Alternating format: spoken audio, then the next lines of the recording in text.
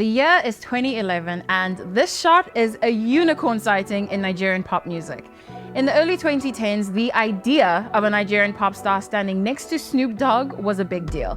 It wasn't just a cameo, it was a message. Afrobeats was knocking on the door and it wasn't going away. A decade later, Afrobeats artists aren't just knocking, they've kicked the door wide open. But how did we get here? Since the early 2000s, Nigerian pop artists have been laying the groundwork for Afrobeats' international rise, but mainstream recognition seemed far off. While artists like Tubaba, then known as Two-Face, and twin group P-Square had gained international airplay, their discography didn't fully break beyond African and diaspora audiences. Then came D'banj and his producer partner Don Jazzy in the mid-2000s, with hits like Tongolo, Mogbono Fele Fele, and Fall in Love. The following years solidified D'banj's position as a Nigerian pop star. In 2010, he released Mr. Endowed to wide national success, but its biggest moment? The remix. At a time when international collaborations were rare, a Nigerian artist tapping a West Coast rap legend was monumental.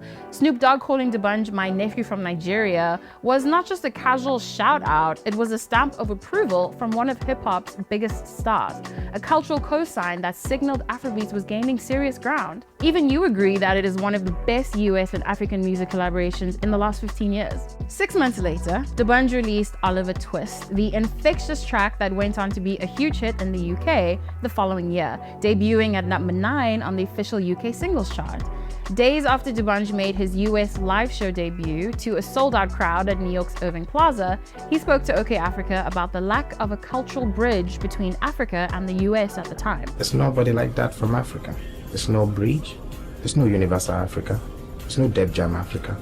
Cut to 2025. There is a Def Jam Africa. Universal Music is the majority investor in the Don Jazzy-founded Maven Records. Major record labels, label service companies, and digital music distributors have a presence in Nigeria and across the major hotspots in Africa. And African artists are signed to international record and distribution contracts. It's a renaissance catalyzed by D'banj's international collaborations and brief signing with Good Music at a time when Psy's Gangnam Style hinted at the globalization of pop music, with Oliver Twist as the lodestar for Nigeria, Africa, and Afrobeats. Around the same time, the vanguard of Nigerian pop superstars was changing.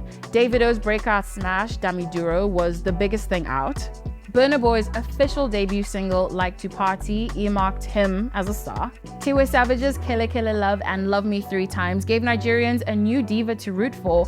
Olamide was advancing the cause of the streets, and Wizkid was on top of the country, following his incredibly popular classic debut album, Superstar. The next major moment for Afrobeats came in 2016. Shortly after his surprise appearance on the remix of Ojolugba in 2015, Drake tapped Wizkid for his chart-topping hit, One Dance. And that was it.